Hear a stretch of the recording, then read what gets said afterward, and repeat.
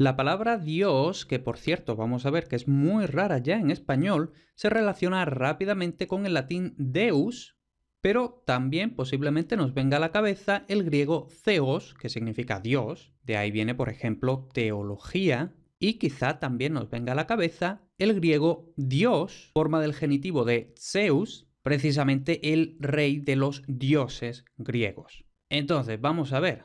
Dios hemos dicho que procede de Deus, pero Deus se parece a Zeus. Y luego Dios es igual que el griego Dios. Y además Deus se parece mucho a Theos. Parece que algo tiene que haber aquí, ¿no? ¿O todos estos parecidos son meras casualidades? Y es que en el mundo de la etimología, y más aún en temas trascendentales como la religión, es muy fácil dejarse llevar por los sentimientos, las creencias y las etimologías populares transmitidas de generación en generación. Pero la etimología no deja de ser lingüística, por lo que ha de hacerse con los datos lingüísticos en la mano. Estudiaremos los orígenes primeros del latín Deus y su evolución hasta la actual forma Dios, que ya he dicho que Dios de por sí es una forma rara en español, así como su relación, si es que la hay, con el griego theos, Dios, e incluso con palabras como profano y fanático.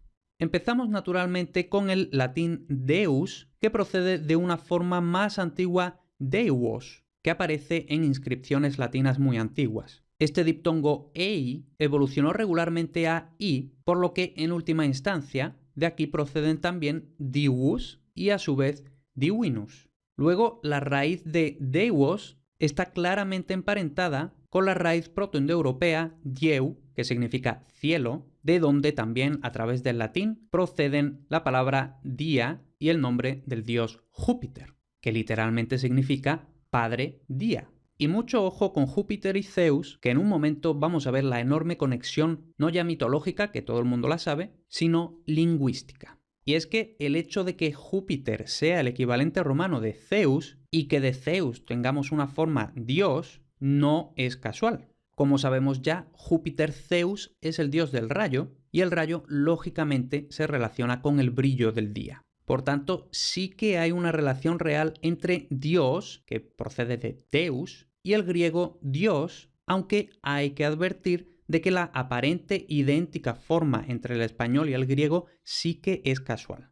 Dicho de otra forma, Dios no procede directamente del griego Dios, sino de la evolución del latín Deus, como vamos a explicar un poquito más adelante. Y ojo que tampoco Deus procede directamente de Zeus, a pesar del parecido razonable. Entonces, para resumirlo, tanto Deus como Zeus Dios proceden de una misma raíz dieu, cielo, y de aquí también, recordemos, procede Júpiter, que no es más que una especie de compuesto de Deus Pater. Y aquí vemos en la primera parte Deus, la relación bastante clara con dieu. Entonces, para dejarlo más claro, aquí tenemos Dios en español procede de Deus en latín y luego da un poco la casualidad de que el genitivo griego Dios se parece mucho al español Dios y que a su vez el griego Dios tenga un nominativo Zeus que también de forma más o menos casual se parece bastante al latín Deus. Entonces mucha gente se cree que es que el español Dios procede directamente del griego Dios y que el latín Deus procede directamente del griego Zeus. Pero no, como digo, el español y el latín no proceden directamente del griego, sino que todas estas formas, el español Dios, que proviene del latín Deus, el latín Júpiter y el griego Dios Zeus, todo esto procede en última instancia de forma paralela del protoindoeuropeo dieu.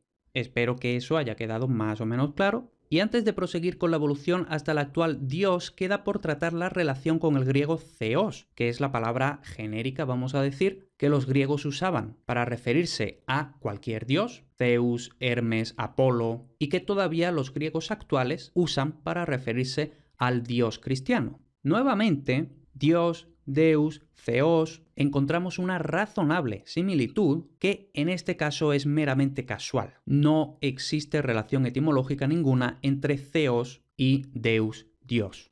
Mientras que Deus, y por consiguiente el español Dios, está relacionado, como ya sabemos, con el cielo y lo luminoso, la palabra Theos tiene la raíz de, hacer, poner, colocar, relacionada con el inglés do y con el latín facio, y por tanto con el español hacer. Y por los significados que tienen muchas palabras que derivan de esta raíz, tanto en latín como en griego, como en otras lenguas indoeuropeas, se ve que esta raíz, que primariamente significa hacer, poner, colocar, debió de extender su significado a conceptos religiosos, siguiendo el razonamiento de hacer algo para los dioses, colocar o ponerles ofrendas, etc. Como digo, este significado lo tenemos ya en el griego theos, pero también es muy abundante en latín. Sin ir más lejos, tenemos la palabra fanum, que significa templo, y de aquí hay muchos derivados. Por poner un par de ejemplos, tenemos fanático, literalmente el que pertenece al templo, y también profano, literalmente ante el templo, por lo que aún no está en el templo. Y por consiguiente se entiende que está alejado no solo físicamente, sino también espiritualmente del templo. E incluso tenemos otras palabras como festus, festivus, feriae, etc. Podemos suponer que en la antigüedad la mayoría de fiestas, festividades, ferias tenían un origen religioso. En fin, eso en cuanto respecta al latín y al griego, ya hemos dejado claro que Dios procede del latín deus, que sí está relacionado con el griego Zeus y su genitivo Dios, y no está relacionado con el griego theos. Entonces ahora sí, lo último que nos queda es la evolución del latín deus hasta el español Dios. Que, como ya había dicho, la palabra Dios en español es una palabra rara. Lo que pasa es que ya la tenemos totalmente interiorizada por la costumbre. Pero de forma lógica, lo que habríamos esperado es un dio, dos dios, etc. Es decir, que el singular fuera dio y que el plural fuera Dios. No que tengamos Dios y dioses.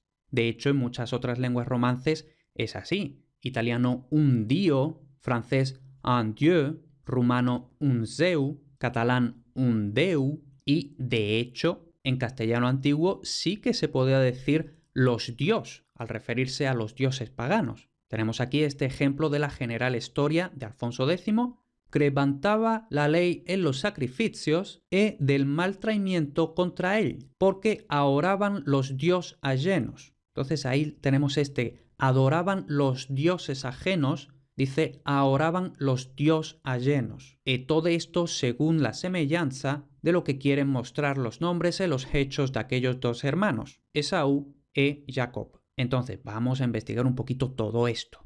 Hemos de tener en cuenta que las palabras religiosas muy a menudo son semicultismos, es decir, que no evolucionan según las normas generales que se aplican a la mayoría de las palabras. Por ejemplo, la palabra ángel propiamente, al proceder de ángelu, lo que deberíamos haber tenido en español es anjo, y lo podemos comparar con el portugués anjo y con el gallego anxo. Y dentro del propio español lo podemos comparar con, por ejemplo, tegula, que da teja, también regula, que da reja, o, por ejemplo, coagulu, que da cuajo. Y en cambio no, como ya estoy diciendo, lo que tenemos ángelu, ángel, porque ángel es un semicultismo relacionado con la religión. Pues bien, con esto en mente, hemos de suponer que esta palabra en los tiempos más antiguos debía de ser bicasual, es decir, que tenía dos casos derivados del latín, el que se llama el caso recto, que sería propiamente Dios, derivado del nominativo Deus, y el caso oblicuo, que sería Dio,